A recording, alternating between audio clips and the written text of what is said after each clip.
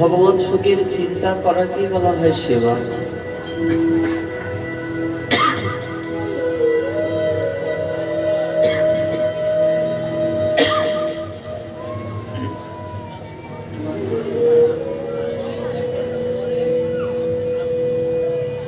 আত্মেন্দ্রিয় প্রীতি ইচ্ছা তারই বলে কাম, কৃষ্ণেন্দ্রিয় প্রীতি ইচ্ছা ধরে প্রেম নাম।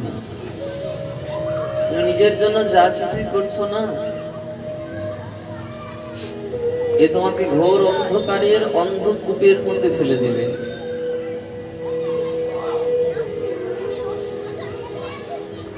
আর ভগবানের জন্য যা কিছু করবেই তা তোমাকে উদ্ধার করে তার ধামে নিয়ে যাবে।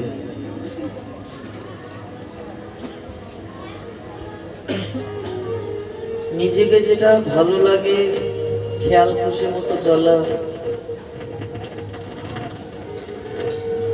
একে বলা হয় অনাচারী জীবন। কিন্তু গোবিন্দের সুখে যিনি সুখী, ভগবানের অনুশাসনকে কেন্দ্র করে যিনি মানুষ হন, তিনি সদা সর্বদা সংস্কারের পথে থাকেন।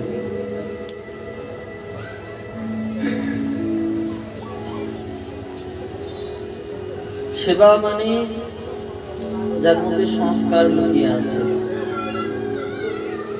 সেবা মানে ঈশ্বরকে সুখ করা। আত্মার উত্তরণ তখনই হয় যখন পরমাত্মার সেবা করা হয়। তাছাড়া আত্মার কখনো উত্তরণ হয় না, ঊর্ধ্বগতি হয় না। যেন তেন প্রকার তুমি ভগবত সেবা করবে।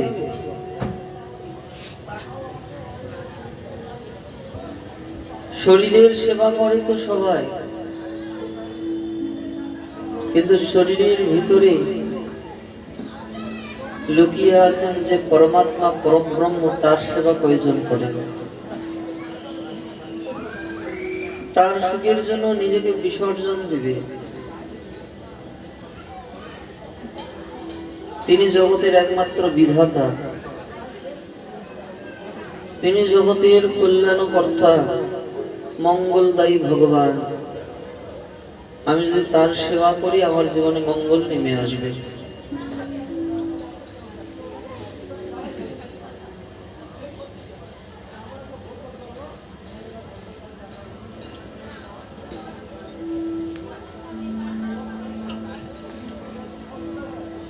আত্মেন্দ্রিয় প্রীতি ইচ্ছা তারই বলে কাম।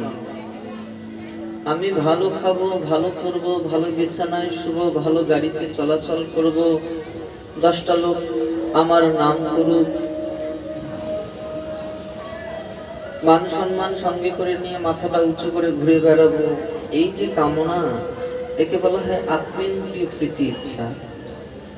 কিন্তু নিজের কোনো কামনা নাই, আমার গোবিন্দ কিসে খুশি হবে।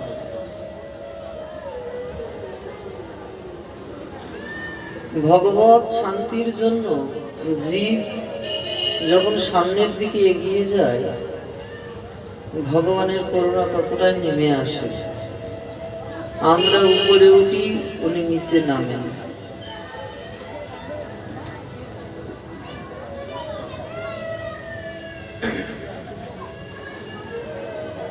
নদীর জল যতটাই নিচে চলে যায়, চলতে চলতে দেখবে এক সময় নোনতায় পরিণত হয়, সমুদ্রে পৌঁছে যায়। কিন্তু একই কুয়োর জল যখন বালতি দিয়ে তুলে উপরে নিয়ে আসা হয় না, তখন মিষ্টি হয়ে যায়। উপরে ওঠো, নিচে নেমে না। নিচে নামলে নোনতায় পরিণত হবে।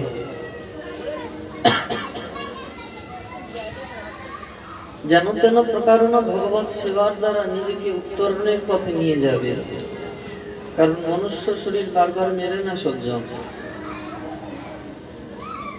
কবু মিলে কবু না মিলে দৈবের ঘটন।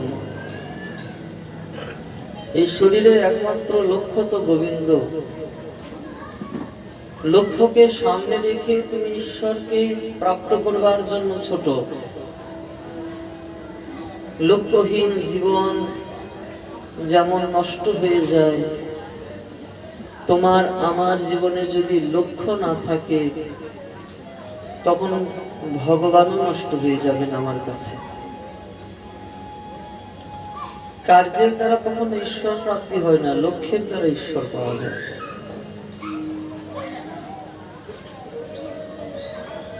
যদি পূজা নিজের কল্যাণের জন্য করা হয় সেটা অধর্ম,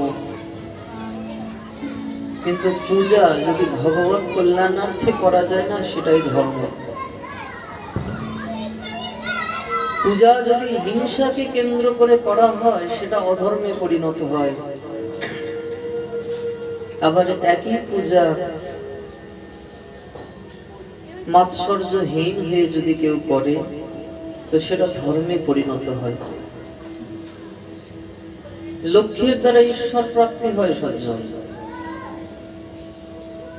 আমি পূজা করি, পাঠ করি, যাগ যজ্ঞ তপস্যা যা কিছুই করি না কেন তার লক্ষ্যে কি? আমি 10 জন পাড়া প্রতিবেশীকে বস্ত্র দান করলাম, তার লক্ষ্যে কি? কেবলমাত্র নিজের মান সম্মান হবে, 10 জন আমাকে খুব ডাকাডাকি করবে এই উদ্দেশ্যে,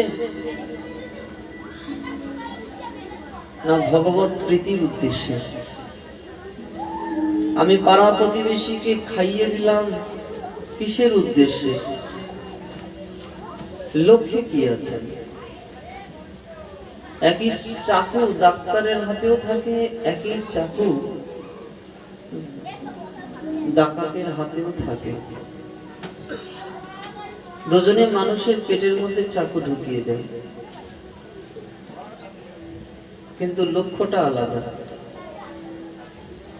একজন মানুষের পেটের মধ্যে চাকু ঢুকিয়ে দিচ্ছে তার প্রাণটা বাঁচাবার জন্য ডাক্তার। একজন মানুষের পেটের মধ্যে ছুরি ঢুকিয়ে দেয় তার প্রাণ নেবার জন্য ডাকাত। দুজনেই কাজ করছে কিন্তু লক্ষ্যটা আলাদা। আমার জীবনের লক্ষ্য কি? আমি হাতে হরিনামের মালা নিয়ে জপ করি, ভগবানের সেবা করি, পাড়া প্রতিবেশীর কল্যাণার্থে তাদের ভোজন করাবার চেষ্টা করি, মাঝে মাঝে নবদ্বীপ, শ্রীধাম, বৃন্দাবন চারিধামে যাই। তার লক্ষ্যে কি? নিজের সুখ না, ভগবান প্রীতি। যেন তেন প্রকার গোবিন্দ সুখে থাকেন যেন, কারণ তার সুখের কথা যিনি ভাবেন সুখ আপনা আপ তার জীবনে চলে আসে। ভগবান খুশি তো আমি খুশি। আত্মতৃপ্ত যে ব্যক্তি হন না তিনি আপনা আপ সুখী হয়ে যান। কারণ অন্তঃকরণের মধ্যে রাম রাবণ দুজনে বসে আছেন, তো যখন রামের কথা আমরা ভাববো তখন আপনা আপ আত্মতৃপ্তি এসে যাবে। যখন রাবণের কথা ভাববো, রাবণ মানে খারাপ চিন্তা ভাবনাগুলোর কথা ভাববো, তখন মন আপনার অখুশিতে পরিণত হয়।